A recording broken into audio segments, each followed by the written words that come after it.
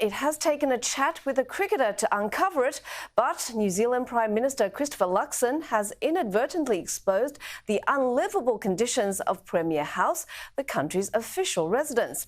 It comes as Luxon hosts the Australian and New Zealand cricket teams at the property, confiding in Australian batsman Usman Khawaja that it is so bad even he won't live in it. The New Zealand Prime Minister in a game of backyard cricket just last week with the Australian team on the lawns of Premier House, the Kiwi equivalent of the Lodge in Canberra. It's here last week Mr Luxon reportedly told Usman Khawaja the residence was condemned. Comments the recently elected leader now denies, instead saying, "At the moment, in the months that have actually been in this year, there's actually some minor repairs and maintenance taking place. It means I can't go and move into there at this point." And it's a residence that's been good enough for every Prime Minister up to Mr Luxon. The Kiwi PM admitting he stayed there over Christmas. I think we declared we were there 1 or 2 nights, some of us, yeah.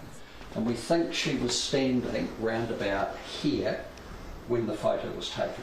Tim Vogel's family donated the last official Prime Minister residence to the Crown in the mid-1960s before buying it back in 2019. You have a large, grand old dame of a house, but it needs a lot of maintenance and a lot of work, and probably over the years that's all been deferred until it gets to a point in time where you actually have to do something.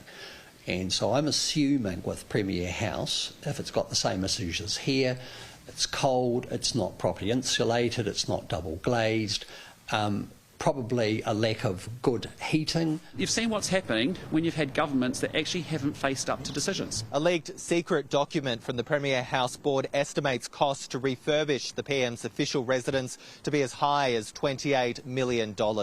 Sky News understands the government will try and avoid paying that much, revealing they've already started minor repairs. It's around $18 million less than Australian taxpayers had to fork out, even with multi-million-dollar cost blowouts. The Lodge was refurbished in 2011. 5 years later, Malcolm Turnbull moved in when renovations finally finished. Prime Minister Tony Abbott missed out. The committee that was set up to look at Premier House came back with quite an ambitious plan that would involve effectively rebuilding the whole house. Tim thinks he could give Vogel House, a similar-sized property, a facelift for less too. If you wanted to do a proper renovation, I would estimate anywhere from $2 to $4 million.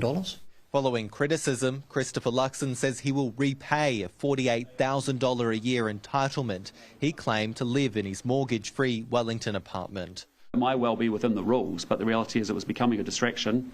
A property in need of maintenance and a government pressed for cash. I want the community using the place. I want that to be Grand Central Station. That's why I brought the cricket teams there. Jack Nyhoff, Sky News, Wellington.